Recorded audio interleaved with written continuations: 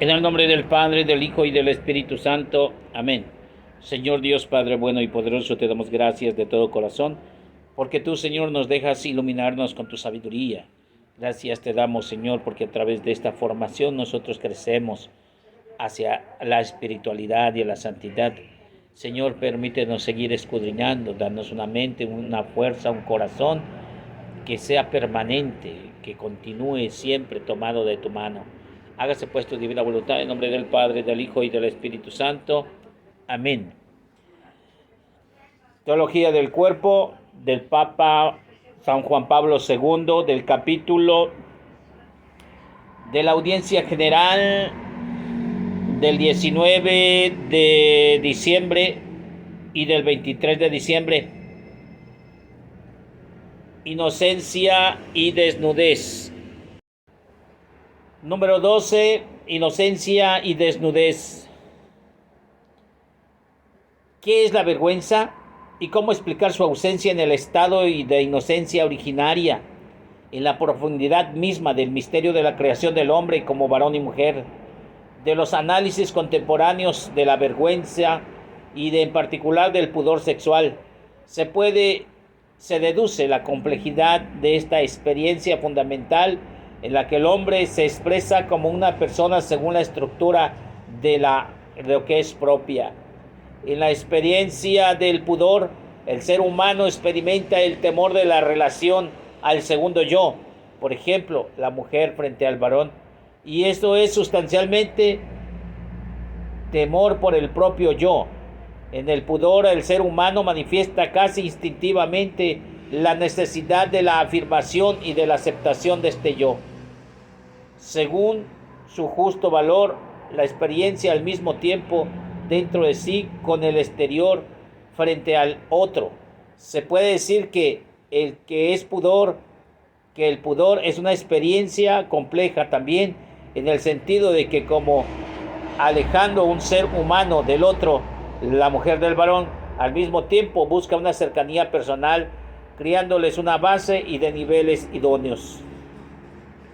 Por la misma razón, el pudor tiene un significado fundamentalmente en cuanto a la formación del etos en la convivencia humana, especialmente en la relación varón-mujer. El análisis del pudor indica con la claridad la profundamente que está arraigado en las relaciones mutuas, lo exactamente que expresa las reglas esenciales de la comunión de la persona y del mismo modo lo profundamente que toca la dimensión de la soledad originaria del hombre. La aparición de la vergüenza en la excesiva narración bíblica en el capítulo 3 del Génesis tiene el significado pluridimensionalmente en su tiempo. Nos convendrá comprender de nuevo sus análisis. En cambio, ¿qué significa su ausencia originaria en el Génesis 2, 25? Estaban desnudos sin avergonzarse de ello. Dos contraposiciones. Antes de la caída estaban desnudos, pero no les daba vergüenza. Después de haber cometido el pecado, estaban desnudos y ahora sí tenían pudor. Estas dos experiencias entre vergüenza e inocencia,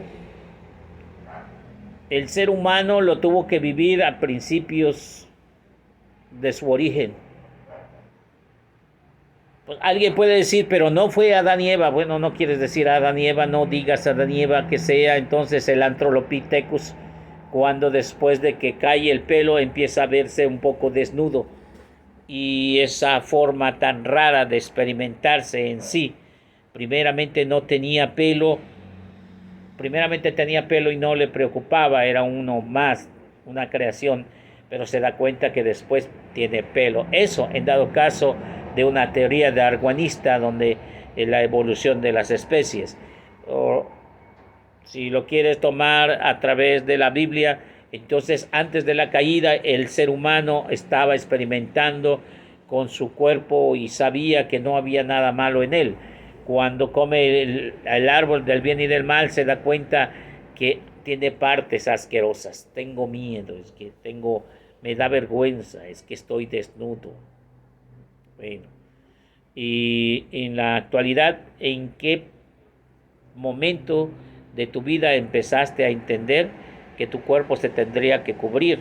Es cuando podríamos experimentar ese cambio, por decirlo así.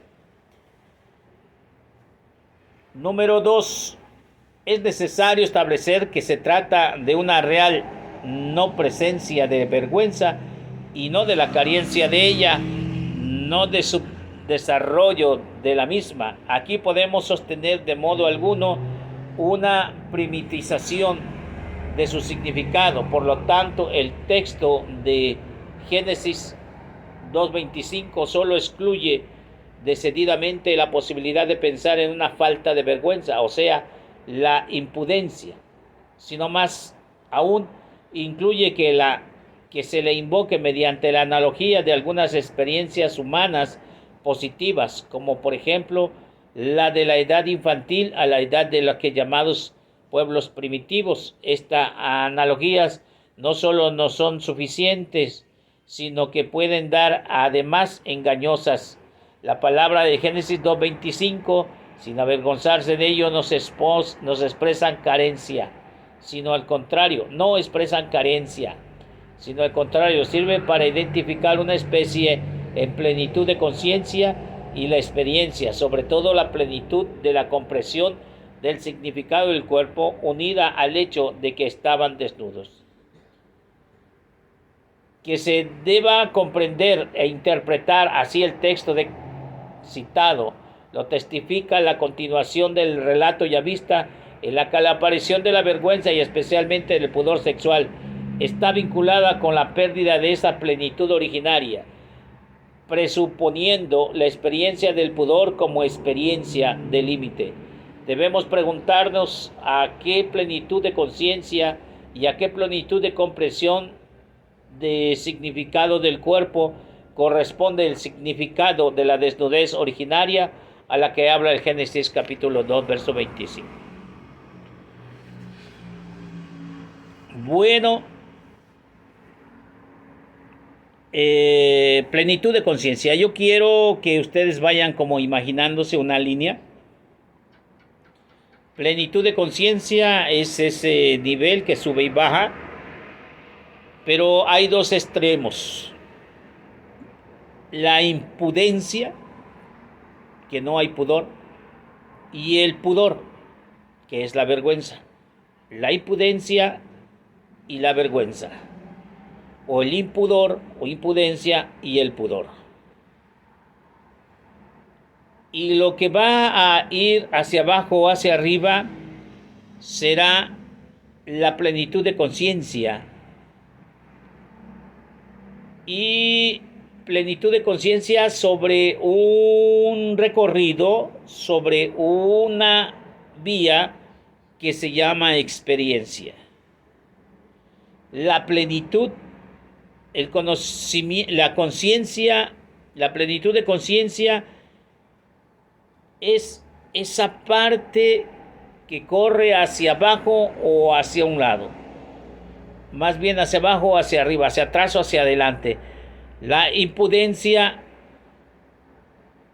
es la inocencia total, lo está experimentando y tiene una cierta plenitud de conciencia. Pero a medida que el hombre se aleja de Dios, va entrando en una especie de vergüenza, porque el pecado da vergüenza, el fallar a los demás da vergüenza, porque si no, tendríamos que confesarnos ante el pueblo, como se hacía antes.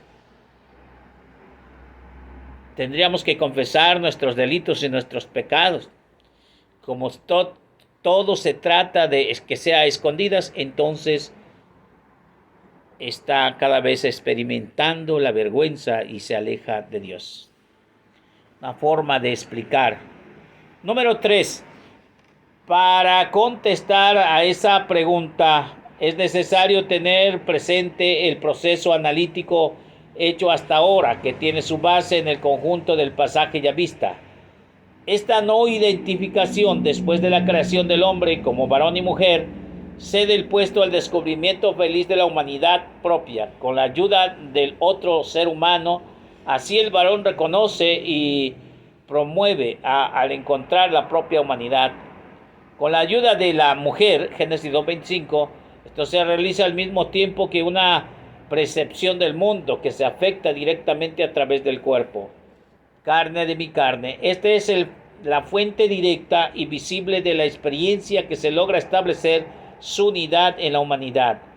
No es difícil entender que la desnudez corresponde a la plenitud de la conciencia del significado del cuerpo que se deriva de la percepción de conciencia, desde el significado del cuerpo que se deriva de la percepción de los sentidos.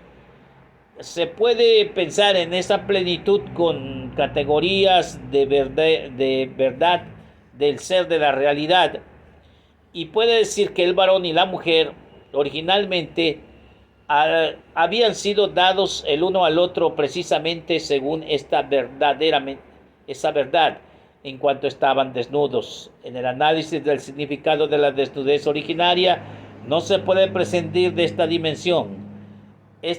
Participar en la percepción del mundo en el aspecto exterior es un hecho directo y casi espontáneo, anterior a cualquier complicación crítica del conocimiento y de la experiencia humana, y al parecer estrechamente unido a la experiencia del significado del cuerpo humano.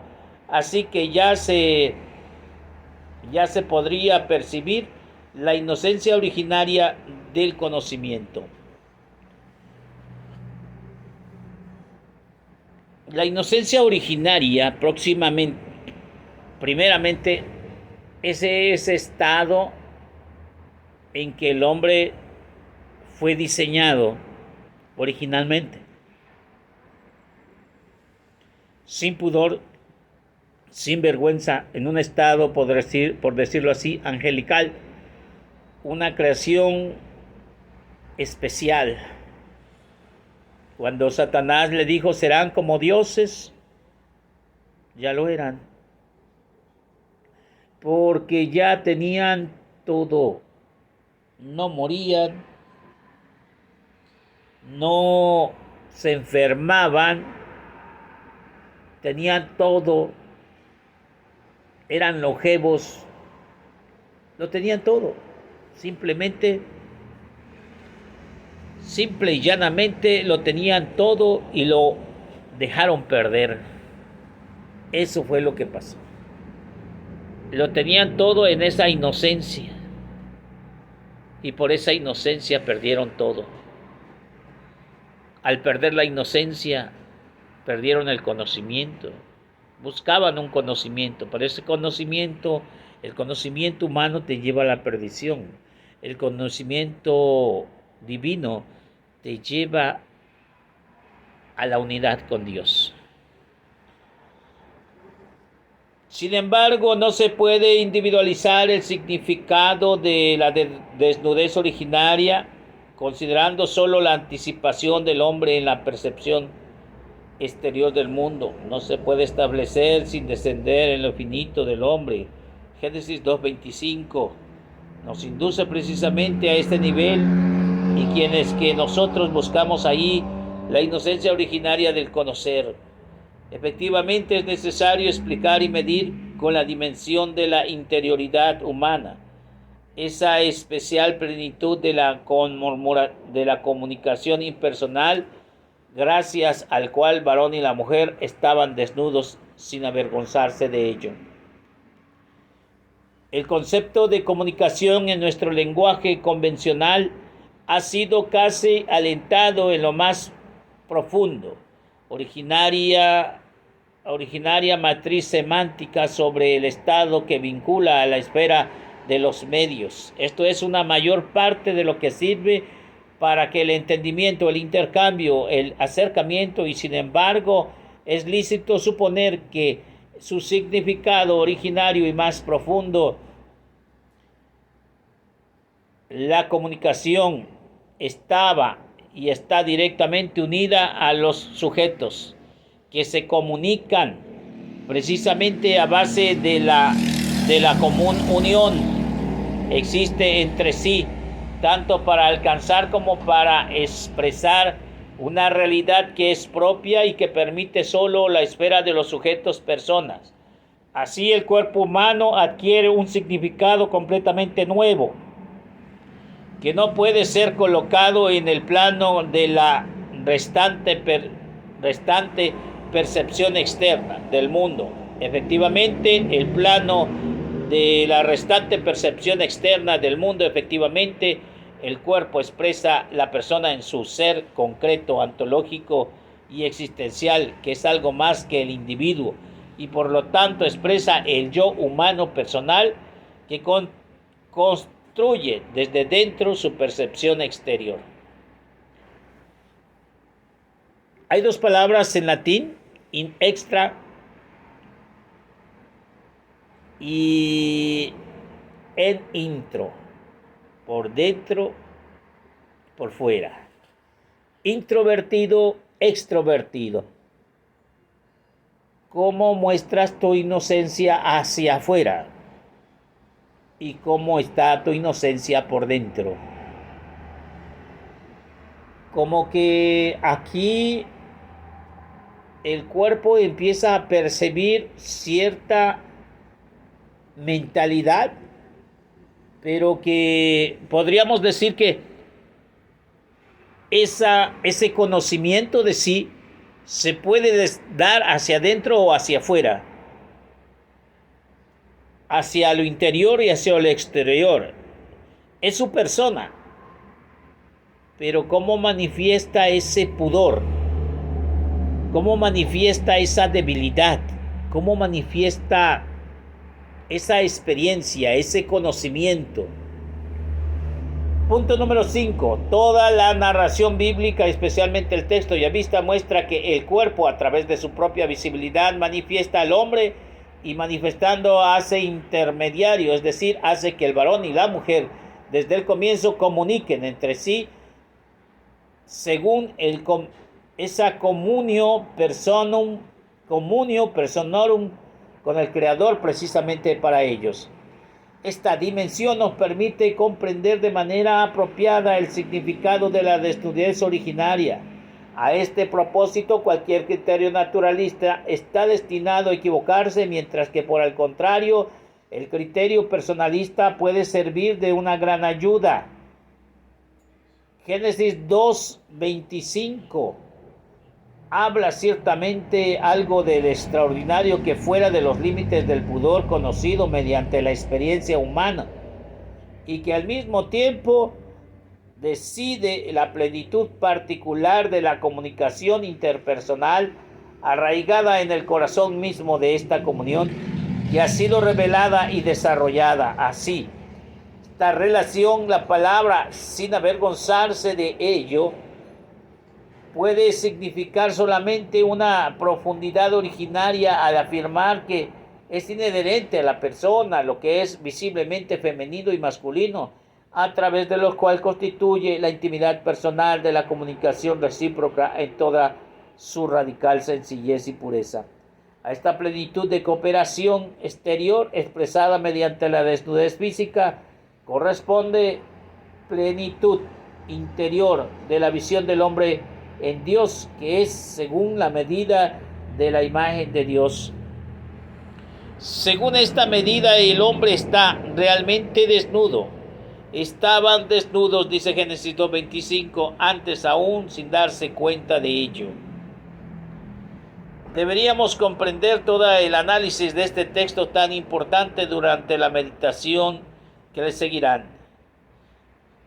Dios, según las palabras de la Sagrada Escritura, penetra en la criatura que delante de él está totalmente desnuda. No hay otra cosa creada en él que se manifieste en su presencia ante todas desnudas. Pantachigma.